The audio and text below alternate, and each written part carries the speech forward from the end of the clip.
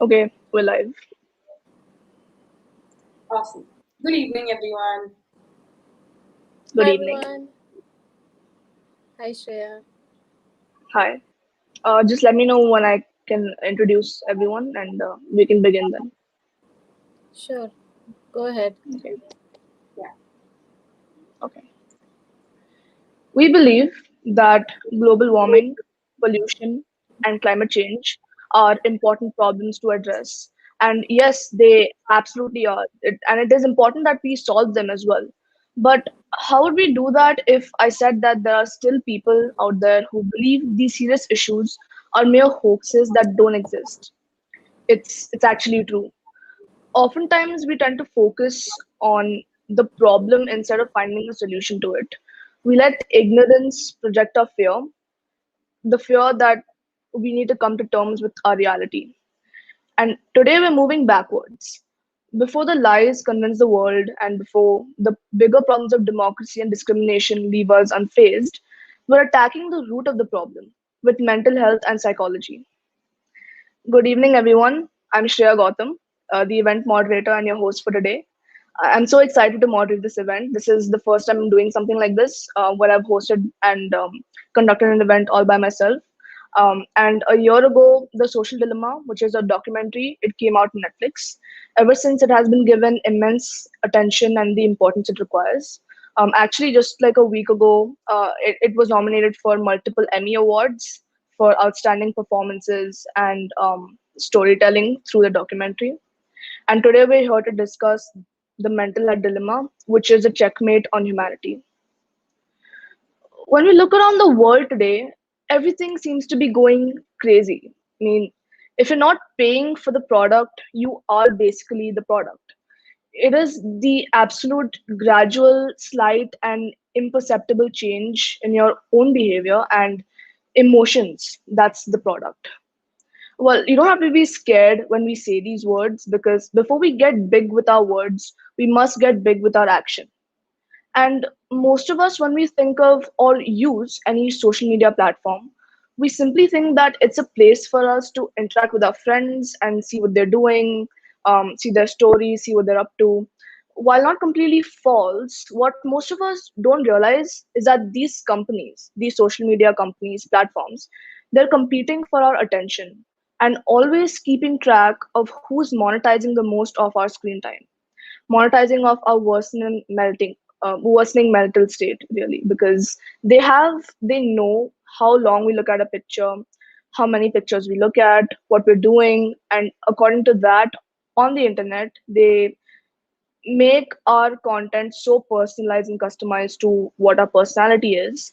It is scary how much they know about us, and they probably know about us more than we know about ourselves. And it is this exploitative technology which is able to proliferate due to a lack of collective understanding around how these platforms actually work and how they impact us. Even COVID 19 has pushed us indoors, away from each other, and more online than ever.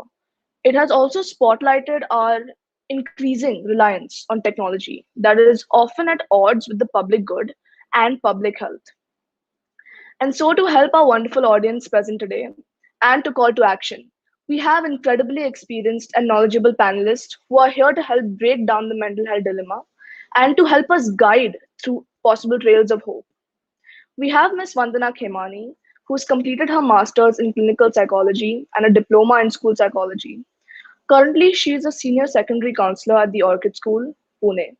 She is the founder of the initiative Uplifting Minds, which aims towards raising mental health awareness, and especially among the student population and young adults. She strongly believes that speaking about mental health is the way to move forward in a polarized society. We also have Ms. Tanvi Saxena, who is a creator of the book series Umani Therapy. In 2016, she was the first in India to create a coloring book for teenagers and grown ups that helps de stressing and mindful meditation through art. In 2021, she launched the second book that focuses more on healing with affirmations and art together. She believes in today's fast moving, fast changing world that it's important to take care of your own mental health at your own pace, yet persistently. She's also a popular mom influencer on Instagram, a seasoned marketing professional, and trained hypnotherapist.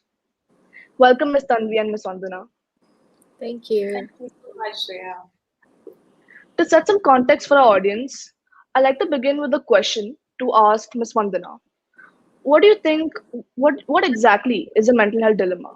And how would you define the problem in brief?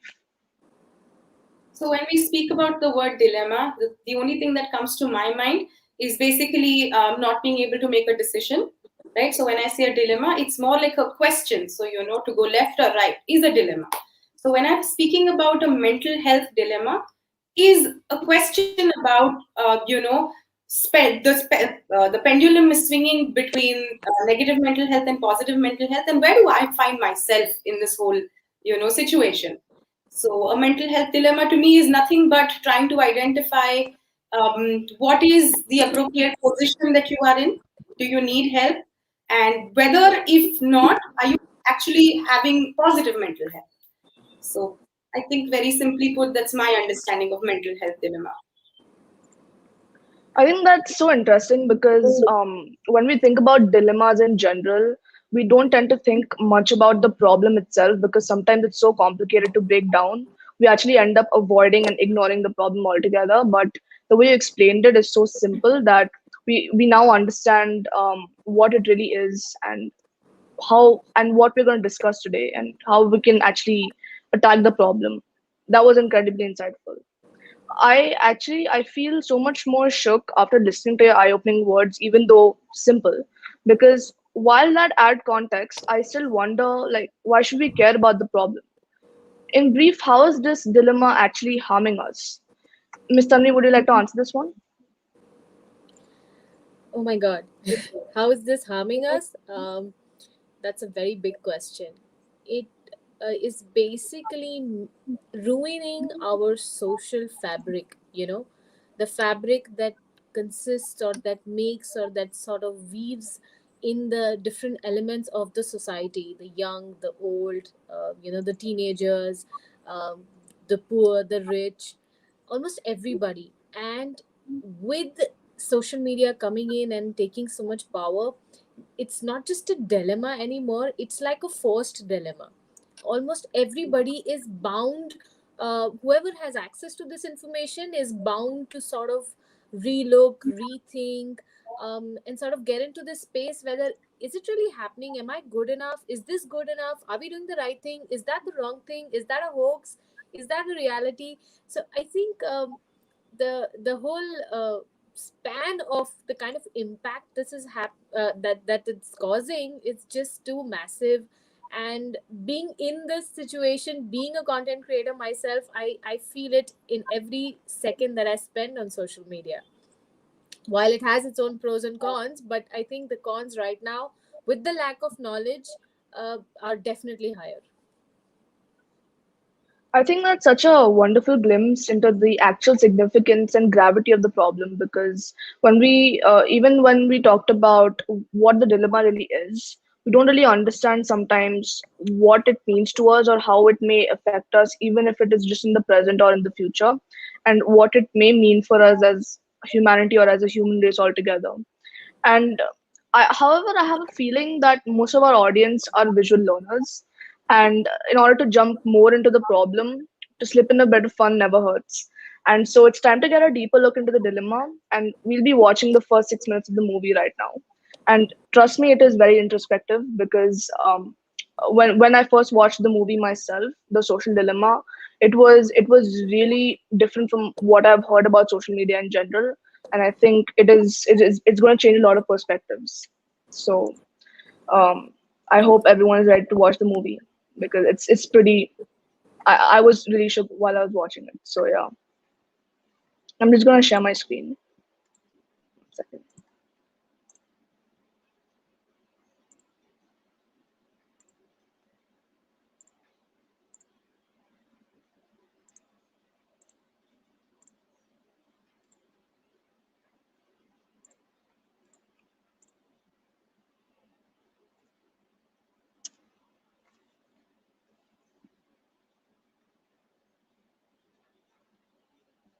It's audible, right?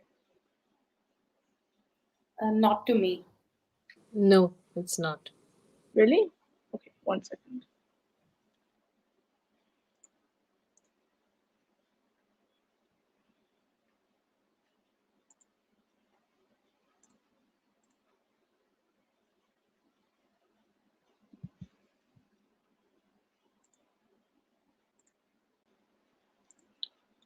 Is it audible now?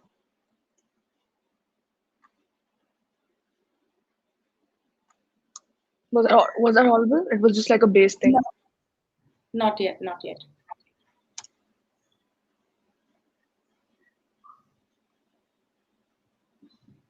We can't hear.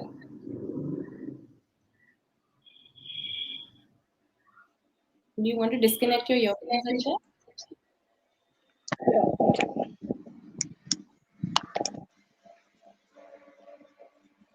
Was I audible?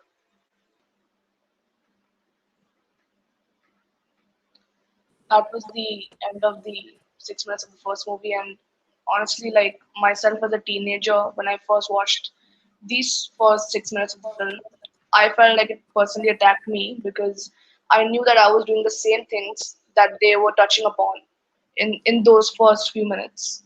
And so that was really mesmerizing to watch, but in a scaring way, and rightly so. But I'd like to ask Miss Tanvi, what's your initial reaction after watching the film, especially as a content creator and as an adult? Um, so I'm about 37 years old, okay? I have come from a generation that spoke on landlines, and the first social media, so to say, platform breaking the internet was Orkut, and the suit followed. So I've seen the times when there was absolutely nothing and we survived without no internet, and to an age now of, a boom of social media all around us. Uh, but honestly, because of the age and experience, I sort of had a sense of balance from the beginning. You know, it wasn't the only thing that I was exposed to, right? I've seen the technology grow and I've seen it evolve. So somehow, like any other thing that trends and then settles down, it was something like that for me. So I think that somehow kept me rooted. But on the contrary, there are so many young people out there for whom this is the only thing that they're exposed to, right? This is the only lifestyle that they're exposed to. This is the only evolution or part of evolution they think starts from here. Like there are jokes, right? That you could tell your kid that you're older than Google. So that's because there is a whole generation out there using these tools that is fairly young. They have they're sort of inexperienced in life in general to sort of comprehend whether this is good, this is bad, this is harming us or it isn't harming us. So when I saw the film, I saw uh, a big part of me, because while I create content and I love doing that, there's a part of me that was always on guard. A part of me that was always trying to draw some boundaries, not getting overwhelmed with the number game, and I have so many followers, how many followers does my competitor have or my co-creator has, and I have to beat her views and all of that. Yes, that's a general conversation you end up having, but that's something I would make sure that I leave it to the app, and I have enough time to shut it and do other things in my life as well. So for somebody like me, I knew that as much as it sounds tempting, mesmerizing, and beautiful, and like a whole new world for us, it also is going to come with some cons too. So having that sort of a mindset helped me keep a balance. But I see so many of my peers and so many other people who have just indulged in this so much that sometime that you want to probably just step back and say, I didn't come here for this. Why has it become a race? About 5 6 years ago, putting pictures up on Instagram was only an artist's job. Like, extremely artistic and creative people would put up, create content for a platform like Instagram. And that made it exclusive and that made it exciting. But today, they have changed their whole format. They're okay with everything, anything and everything. And that makes you look back and say, I didn't come here for this. I was here for something else. And the moment you start speaking that, of course, you there's a backlash. There is the moment I started objecting or being a content creator, I thought I had a voice and I had a stage. Let me just use it. So I started pointing that out. Why are we making everybody go or become compulsive creators? So now the deal is that I need to be on a platform to be a successful content creator. The platform forces me to be online throughout the day, post about 20 stories, from morning to night, like what I had in breakfast till how I slept.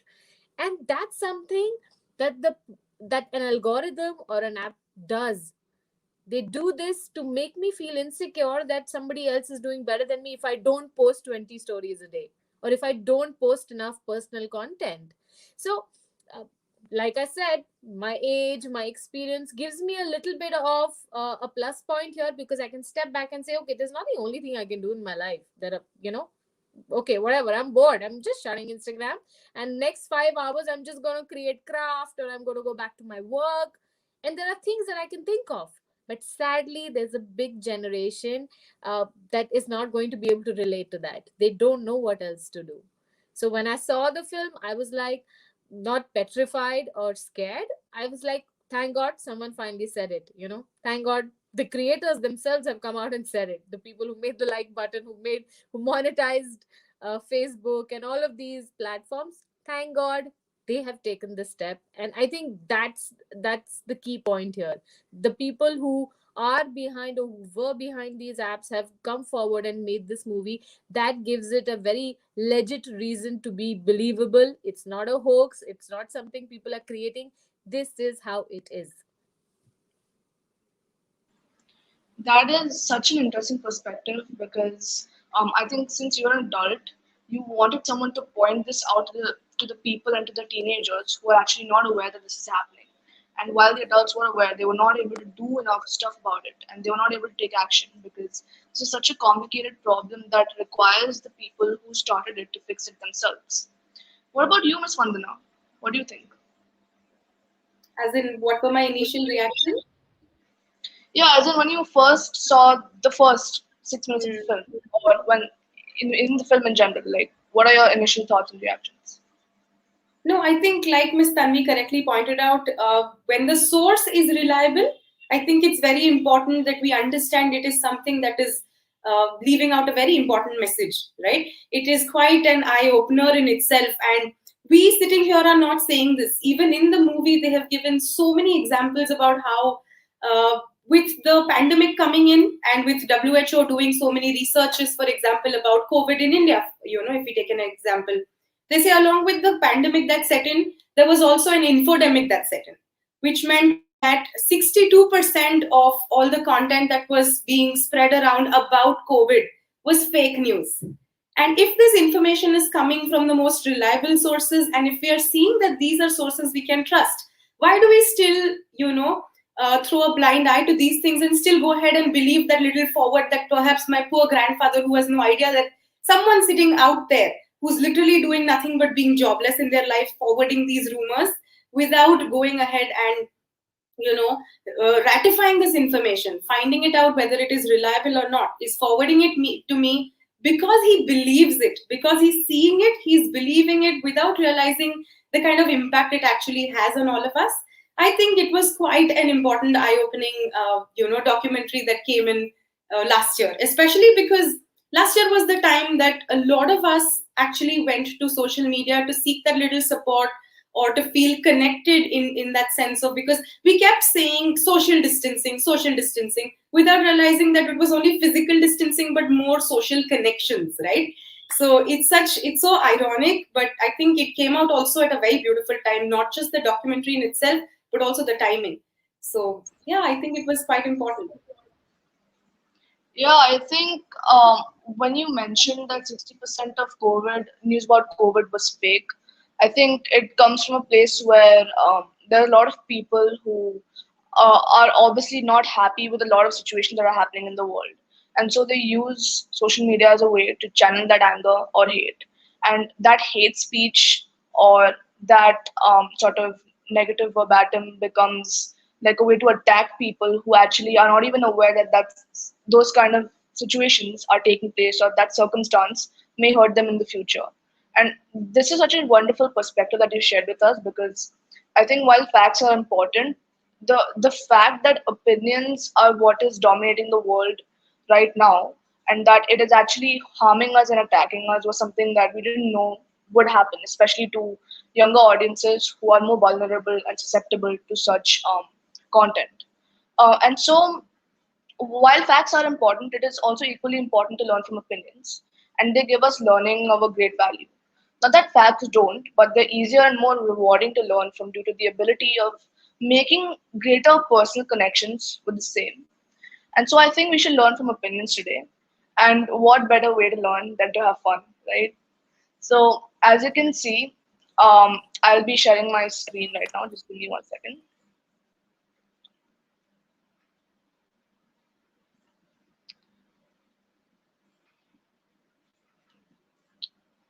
Okay, it's just taking a bit of time.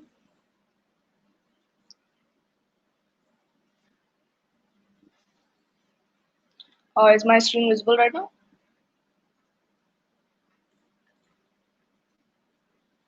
Not yet. Okay,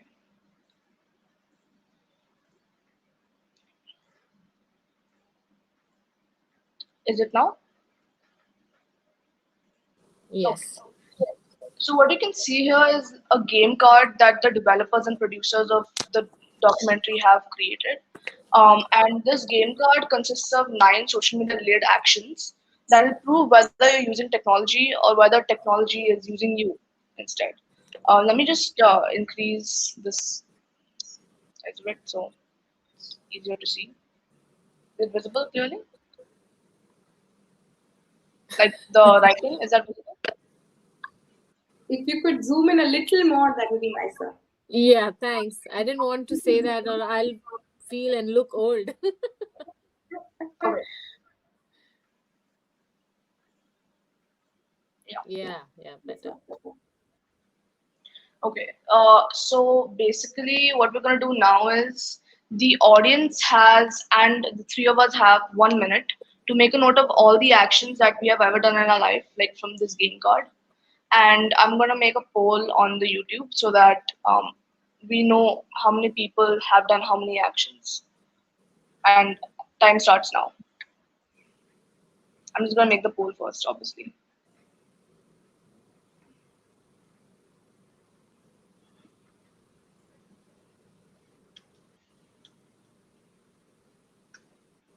Is the poll visible yet?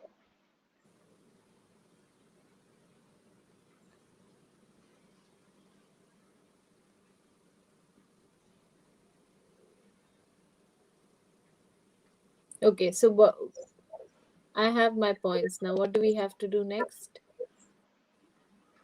Okay, so I made a poll on the YouTube video, like Okay. underneath that in the chat, and I've asked, I have put down like options whether you've done 0 to 3 actions, 3 to 6, or 6 to 9.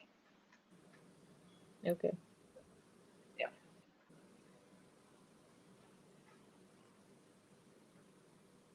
Is it visible yet?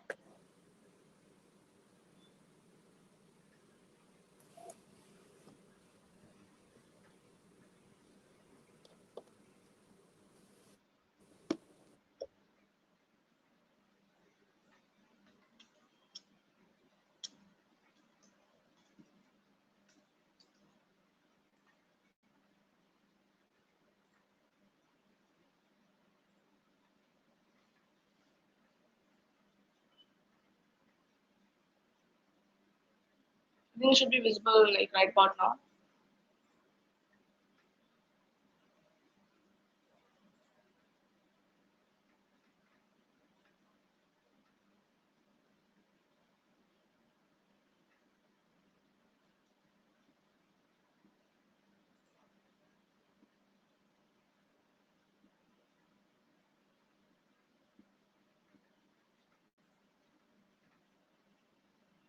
Okay, there's just like 30 more seconds remaining.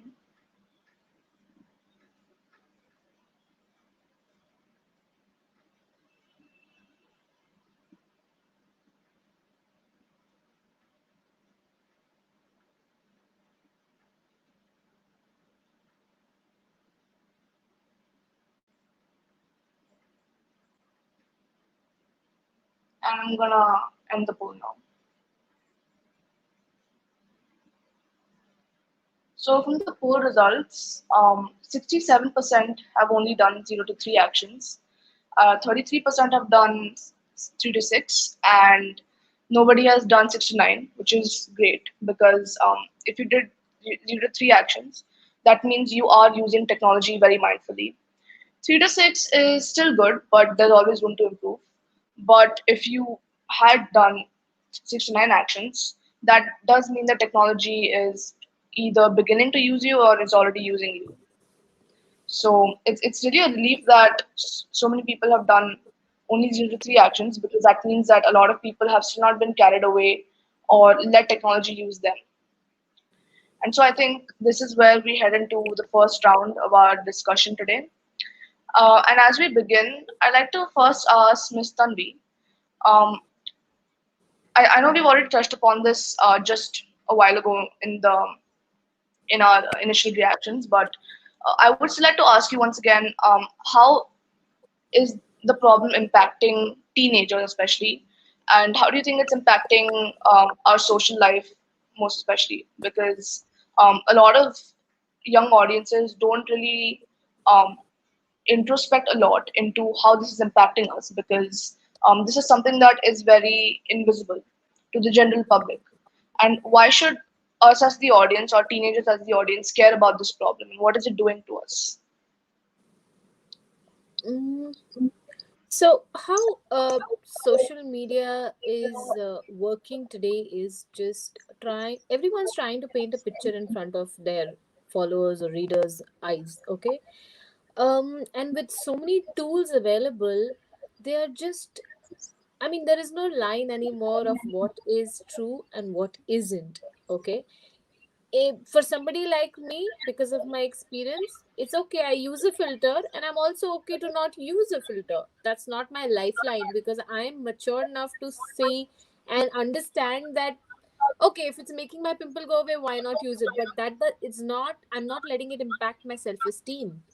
But what is happening to teenagers is when they see these influencers or these content creators pictures and their lifestyle, they think, oh my god, I'm not pretty enough, I'm not thin enough, I'm not smart enough, I'm not rich enough. And that is just, it's like earlier movie stars would make you feel like that, but movie stars were not in front of your eyes all day. You know, you couldn't see every aspect of their life and judge your or compare yours. Sadly, because of social media, one, we have too many celebrities because every influencer is also a celebrity.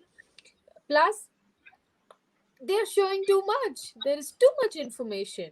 There's too much of content out there.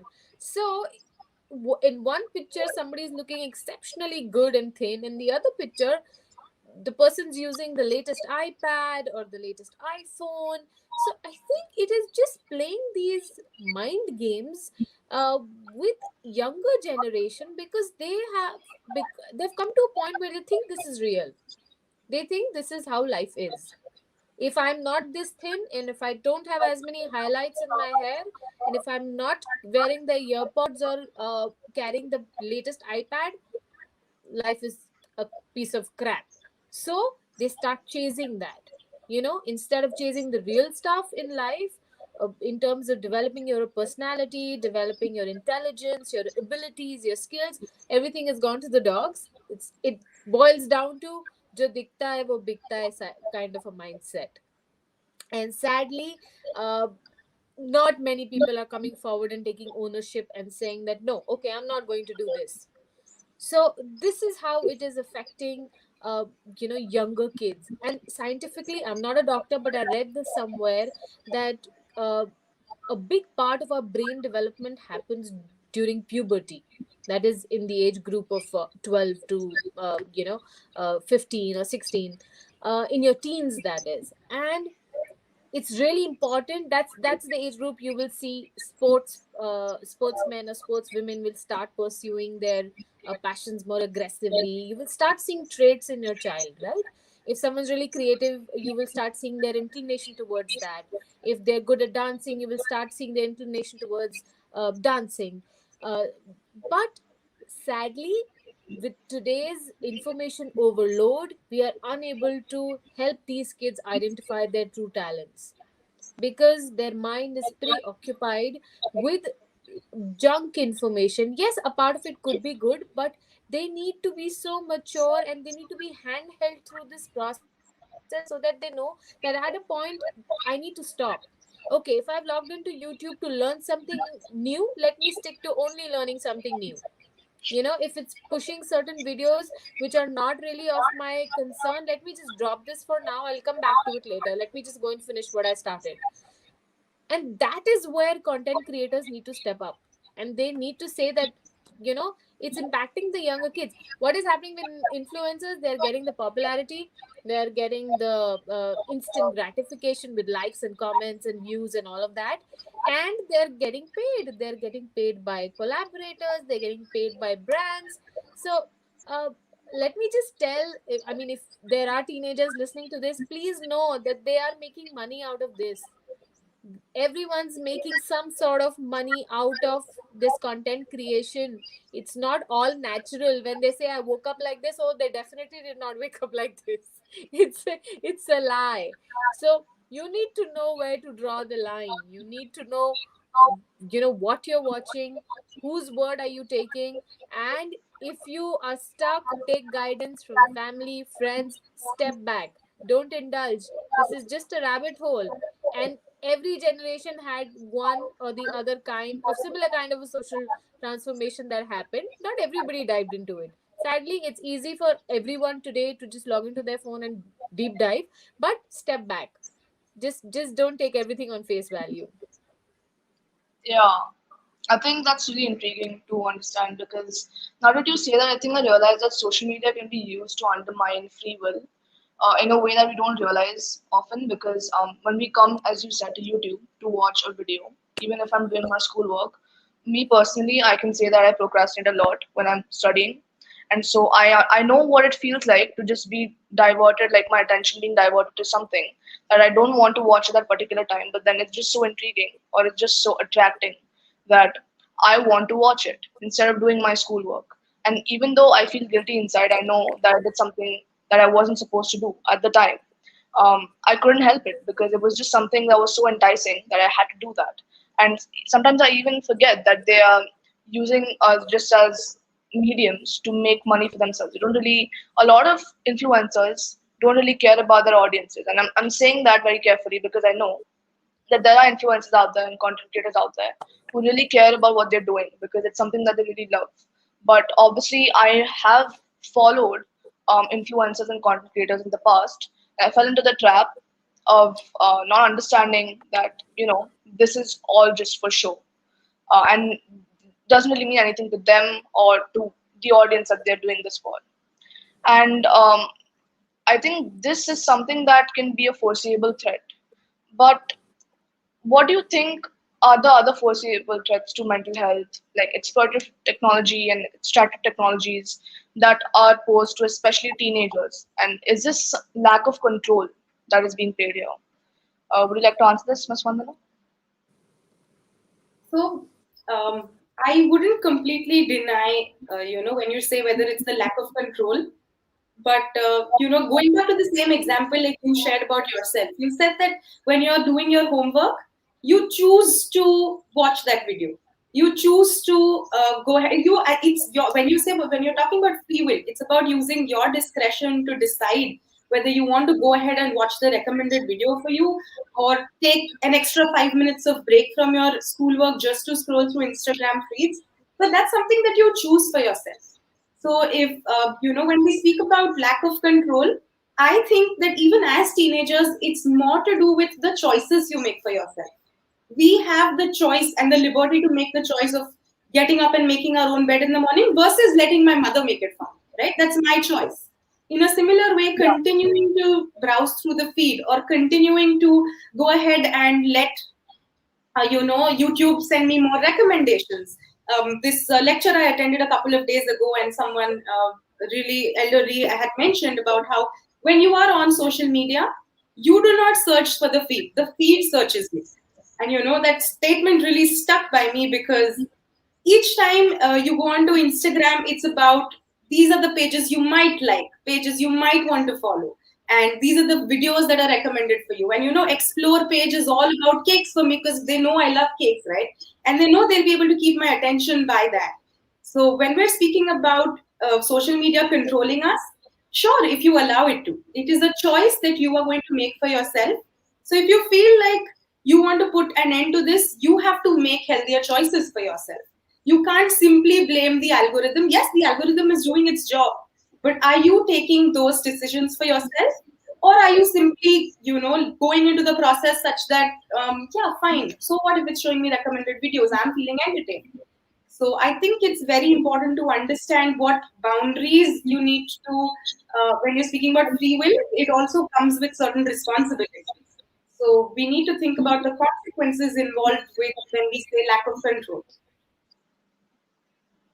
Yeah, I think that's sad to hear, honestly, because I think to summarize our discussion till now, addiction, anxiety, and depression, these are like the three pillars of what's happening right now with social media. And for everyone who's really using it, even if you're an adult, I think at some point adults also go through these three things. And even if not at extreme levels, to some level, people experience FOMO as a result of its anxiety because of constant anxiety about fear of missing out on what other people are doing when they're not present or when they are not aware of what they're talking about or what they're doing.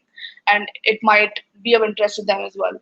And so these platforms, I think I realize now, are designed to reward distraction and actually keep us hooked at the expense of our well-being to fuel their businesses or to fuel their own motives for which they actually come to social media in the first place. So yeah, that's really disappointing, honestly, to hear.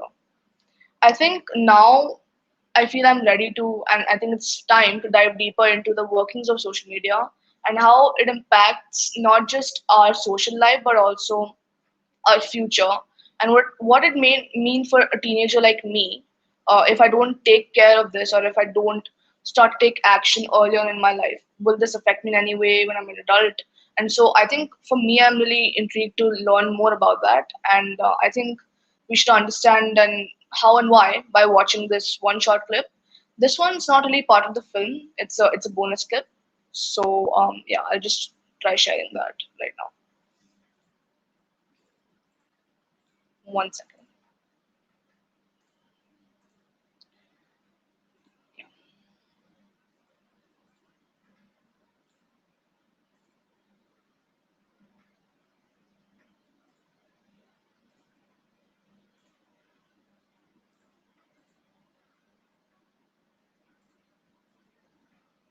Okay.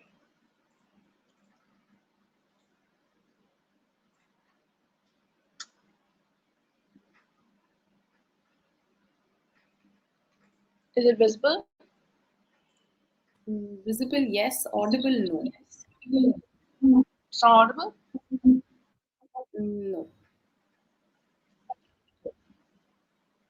Okay. Is it enough to just like read the subtitles then?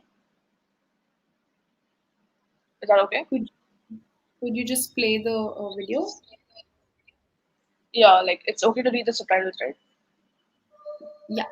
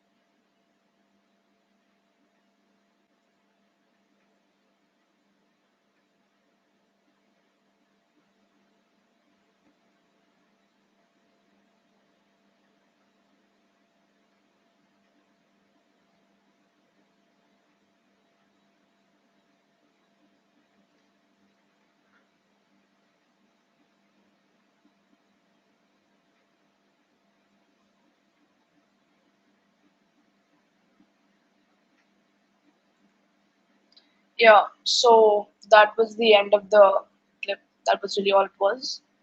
And I think it was extremely similar to what Ms. Tanvi had pointed out a while ago in our discussion, where she mentioned that the continuous input, as they also mentioned, and it's just a lot of content that we are simultaneously looking at, and it just never stops because the moment we see something else that's probably way better than the last thing we saw, and that's what actually stimulates our brains and makes us even more enticed to keep looking at things and for longer periods of time as well, especially on our feeds.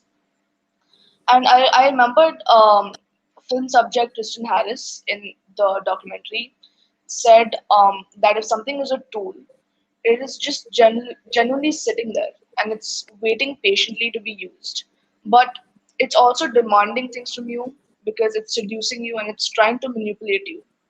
And I think that's just something that really stuck by me a lot because I did not expect him to say something like that, especially him being someone who used to create such designs for Google. And he realized that this is something that is not just impacting us in ways that we don't know, but it's actually manipulating us and making us think the opposite of what we want to think. And that was really complicated for me to understand at first. But I think I'm sort of getting it now.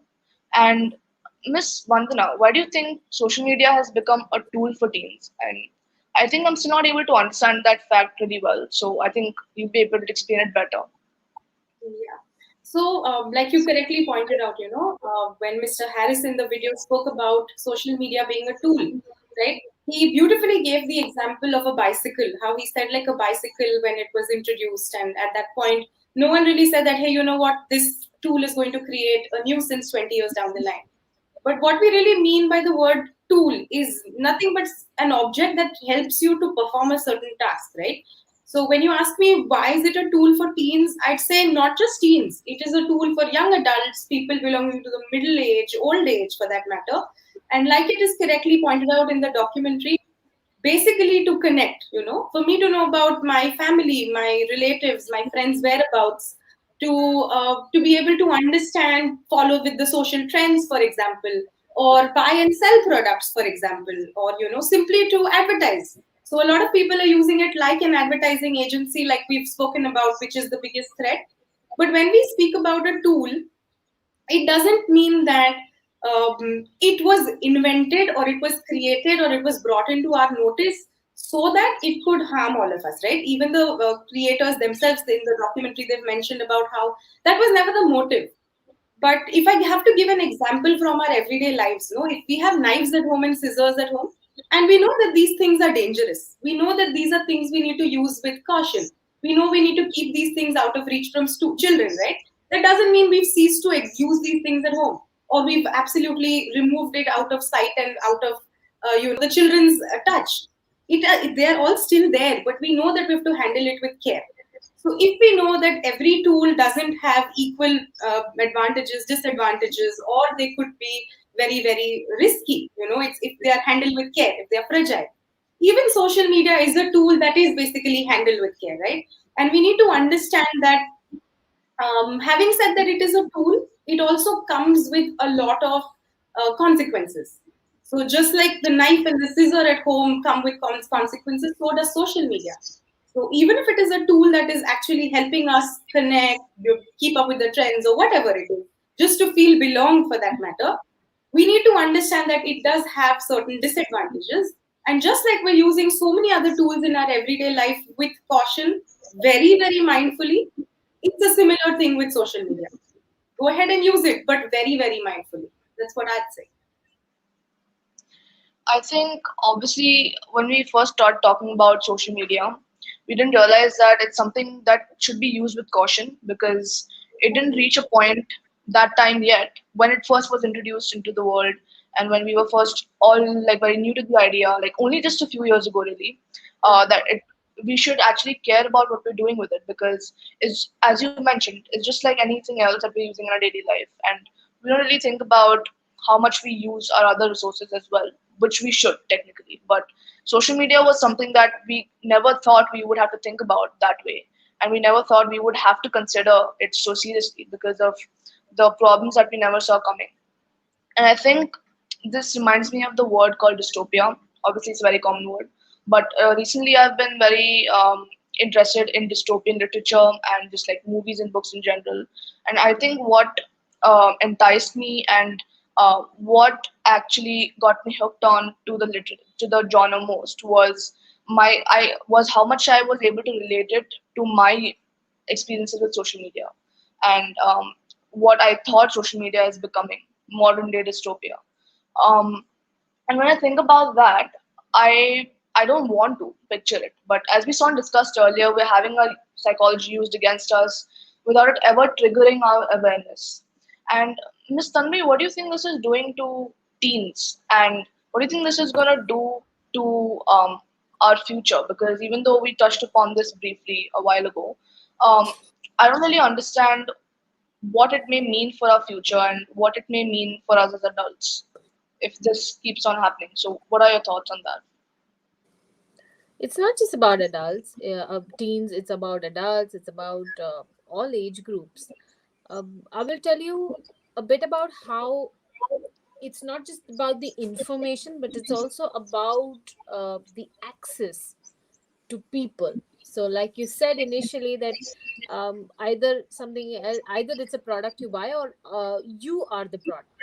So how are you a product? So as an Instagram content creator, I have access to something called as Facebook ads, okay, for a very very low price, and I can share a link with lakhs and lakhs of people at a very nominal price. Now, my intention could be to sell my book, which is a good intention, right? What if my goals change and I'm trying to sell something which is not so good? Could be fake news, could be something scary, could be something manipulative. And who keeps a check on that? No one. As long as I'm willing to pay, uh, I'm a customer to Facebook or Instagram, and they'll be more than happy to relay my ad. So basically, what it's not just about teens, but it's also about teen parents. So, for example, I'm a teen parent, and somebody starts selling me extremely scary news about how it is dangerous to educate my daughter. Are you getting what I'm trying to say? These are mind games Yeah, that someone can play. And if somebody's intention is to stop girl education in a particular sect of the society, all they have to do is start making a bunch of articles viral. And it can start psyching a parent. It can start psyching a child. It can increase the sales of something not so great. It can drop the sales of something which is fabulous because one wrong review was relayed.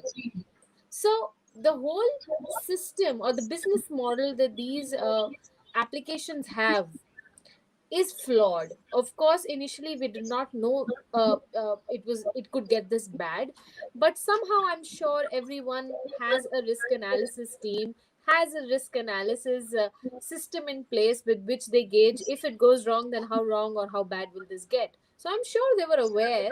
It's just that they were just having a closed eye to that. Thankfully, the good news is that countries have started taking charge. They have started putting laws in place. They're Because law was far behind than what there was no regulation of sorts. These were self-regulating platforms. So thankfully, because of people waking up, and of course this documentary and a lot of other people speaking up, uh, there is action being taken.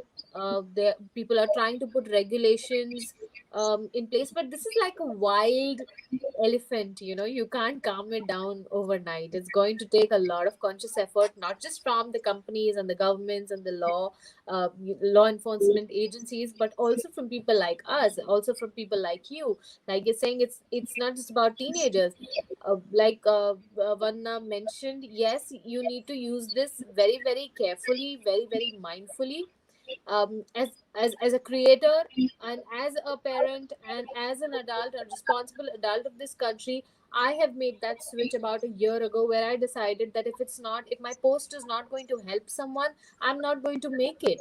I may not catapult my number of followers to 100K, or to 1 million.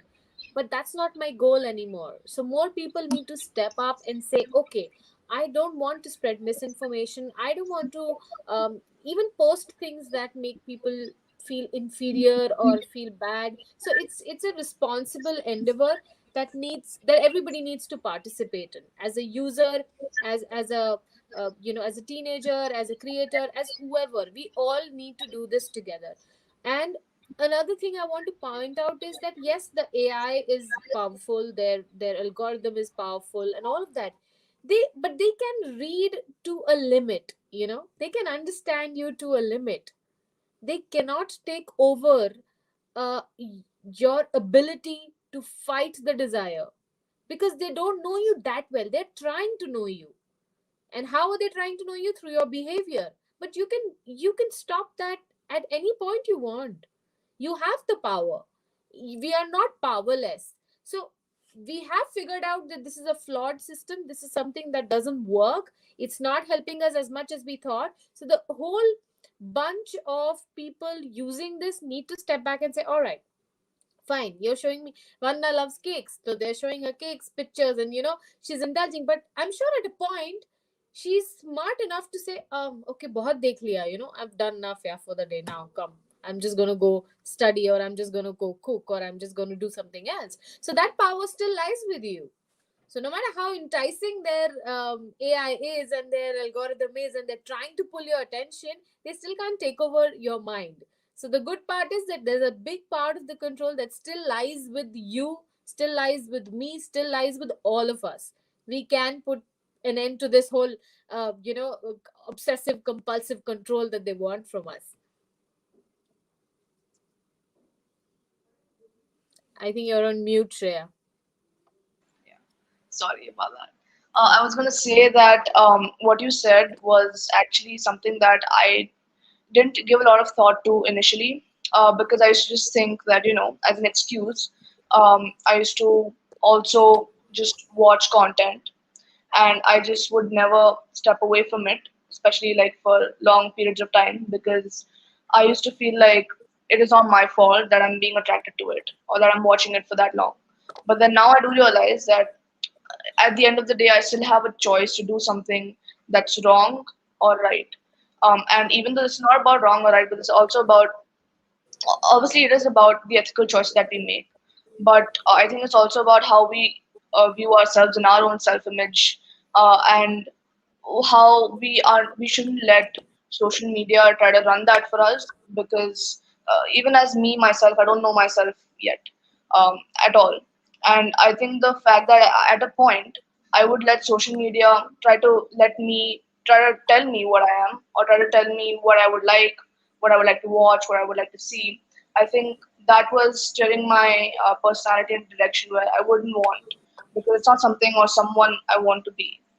And I think that was just a wonderful closing to our discussion, because that was the last question that I prepared. So I think that just like that wrapped up sort of in my brain that whenever I want to stop doing something or I want to start doing something, I can choose whether I want to do it or whether I want to not do it. And yeah, that's basically my revelation that I had today. So thank you for that. Most And I welcome. think Yeah, and I think with that, uh, we open the floor for questions from our audience. And we actually already have one question from someone named Matthew.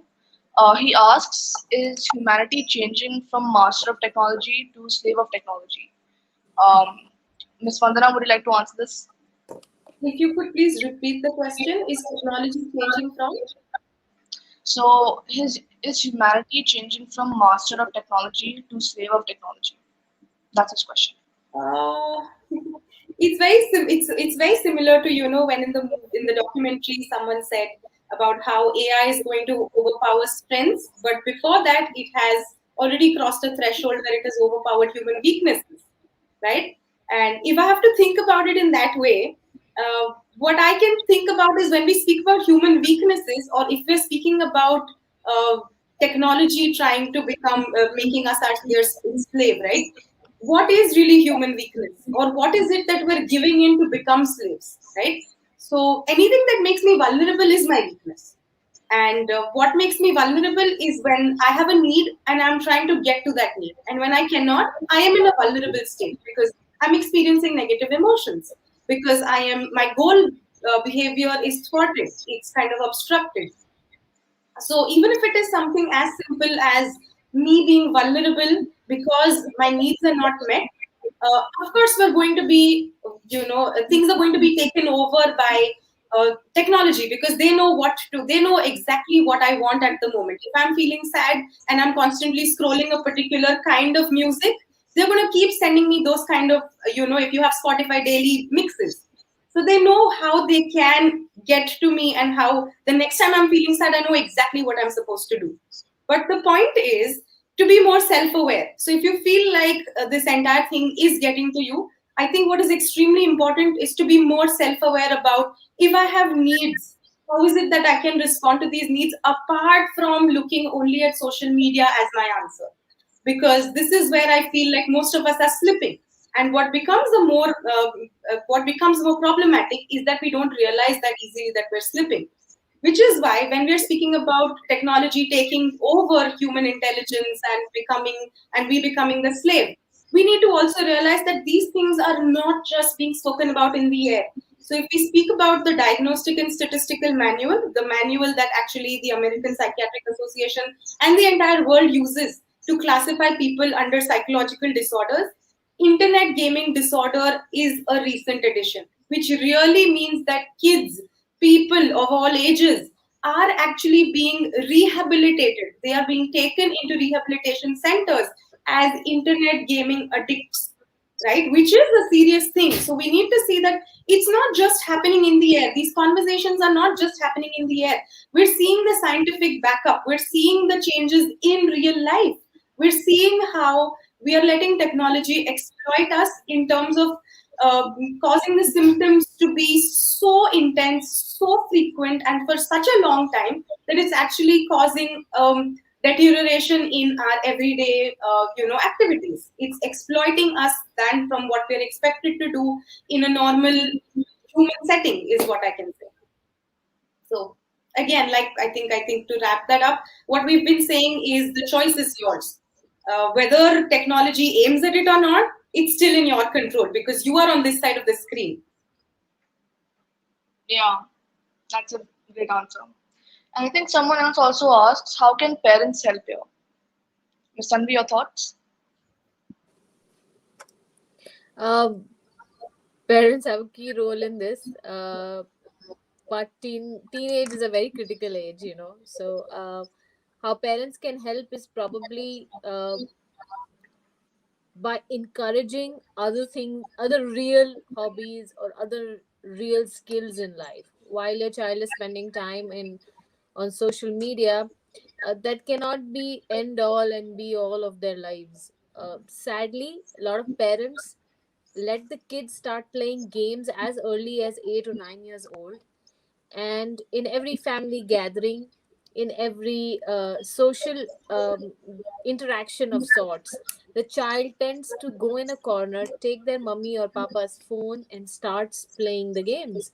So when you just spoke about the internet gaming addiction, I think the parents need to be well informed and understand to the extent this can go wrong till, you know, they need to accept and they need to be aware that it's not cool giving your child a phone when they're just 8 or 9 years old, or even for that matter 10, 12, 13, unless they're not stepping out of the house and you're giving it from security purpose. Everything else is just not important enough.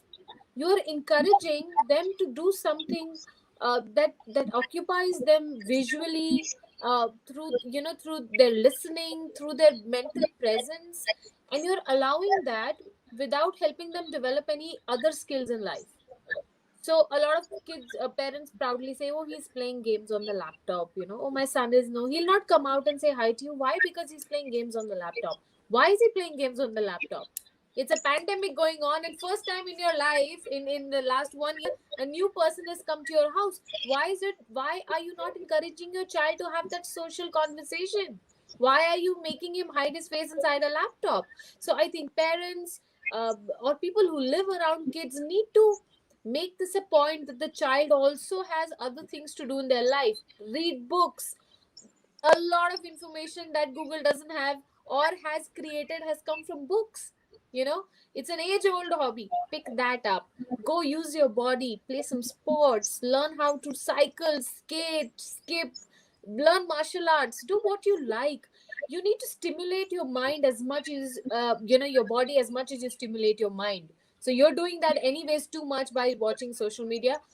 Do something else also. So when they start finding interest and joy in other things in life, they themselves will develop a sense of self-awareness. They'll develop a sense of mindfulness, which will make sure that they grow up to be people who know that, okay, this is getting too much. I think I've spent too much time on my phone. I think I need a break, or I've played too much. That can only happen when they have other things lined up in their life where their physical presence is needed. So I think parents need to really take a cue from that and make sure that they are encouraging their kids to do that. That's a really eye-opening answer. I think even for me, like with my parents, they constantly encourage me to try to do something that requires my physical presence because sometimes, even if I'm just doing my schoolwork, I just tend to overdo it a lot. Like I try to finish a lot of assignments that are due like next to next week in that week, and then even though I mean I'm not trying to brag, but I'm saying that that has actually caused me to sort of like have like dry eyes and other health issues where I would just like constantly like my eyes would water and I would just not want to step away from the laptop because sometimes I used to even procrastinate while I'm doing my assignments, and because of that I would just sit on the chair for so long, especially like in the beginning during the beginning of the pandemic before everything went virtual. I don't think there was much of a problem with my social media presence because I don't really I never really had like an active social media presence on Instagram or Facebook or Twitter. And even I had joined Instagram like a year ago and I left like just after 8 months of using it because it was just such a drain to my mental energy and my mental health. And I felt, and I actually was like harassed by a few people who I considered were my friends, but they I wouldn't say betrayed me, but they just showed like the other side of their personality, which I didn't really appreciate. And so I had to leave eventually because I had to like sort of again like you know sit with myself and understand what went wrong, and maybe I'll do this someday again in the future, but right now I think I'm not ready for that. So yeah, I think I learned a lot today, and even though I do things, I do engage in social media sometimes. I mean, not really social media, but I would say YouTube, and since even that is a form of social media because they also design algorithms with recommended videos, and that just really hooks me on sometimes. I wouldn't say often, but there are times when I can't really step away from it easily. But today, I think I had such a wonderful time learning well, and especially with the experts and chatting with the audience. It really opened my eye, and as a 15-year-old, to the dangers that exist out there and the real nature of how deeply I could be affected by this and how I already am affected by this, even if I'm unaware at some points. And if I had to pick a highlight, I'd say that it was learning that our world is becoming the dystopian future that we only read about in books and we saw in movies. And we thought it's in the distant, far, far future because writers always would predict and assume that something like this wouldn't happen. And it's often, dystopia is often considered fiction. But even with science fiction, my parents regularly say that science fiction is coming true. And dystopia might also come true in the near future. And it's already is, like a part of it already is with lack of individualism from social media and surveillance in a way that they are doing on us because they're getting to know about us more, and also like increasing propaganda, which is a part of dystopian societies because it is a way of brainwashing people and citizens. And so I think I think for me personally, I learned that should I have a choice at the end of the day whether I want to do something or not, and that is my biggest learning. So I think thank you both, Miss Vandana and Miss Tanvi, for that. And I think just to end our event, I would really appreciate if you guys, like individually, could also highlight one thing that you learned today and you would like to share with our audience that's watching. So if I can just go first, I would just say that I think what I learned and what I understood today is that I think all of us are speaking the same language. We all kind of want the same things, right? And it's just that to create that awareness, I would also thank you, Shreya, for organizing this whole thing, because having conversations is the only way of getting different perspectives. I can be sitting on my chair all day believing a particular news is true because I do not have different perspectives towards it. And I will not be able to develop different perspectives if I don't meet more people or if I ask for these different perspectives, right? So I think we all speak the same language, and what is most important, a way of moving forward is to constantly have these conversations with a lot of more people. Try to make as many people as you know more and more. Definitely not just media literate, because that's only 50% of the story. That's only one side of the coin. The other side is being very, very self-aware, is being very, very vigilant, is about knowing what your actions entail and how much of it would you actually want to get involved into. So yeah, I think having conversations. Yeah, and thank you so much for this opportunity, Shreya. Thank you so much. Ms. Tanvi, would you Absolutely, like I to add? agree with Vandana. Uh, I think whatever she has said and concluded, it totally resonates with me. And more so, I'm more happy and sort of proud of the fact that somebody as young as you has taken the initiative to talk about it, because as adults we keep doing our bit, but having a person who herself is has had an experience, has had a thought, has been on the platform and has gauged it or stepped back, gives this more validity. It makes it more legit for people to understand that here we have a teenage person talking about this topic that means it deserves everyone's attention. And this is an age group that we definitely need to focus on. So, thank you so much for doing this. I hope more and more people watch and learn. And I hope they never forget that the power lies within them and with them. Thank you, Shreya. Thank you so much. And I really had a fun time, and I hope you did too. Uh, I'll definitely organize more such events in the future. And thank you for joining today. Thank you so Thank much. you. Thank All you, right. Shreya. Thank you, Ms. Tanvi. Thanks, Thank Vandana. you. Thank you, Shreya. Bye. Thank Bye. you. Thanks. Have a great day.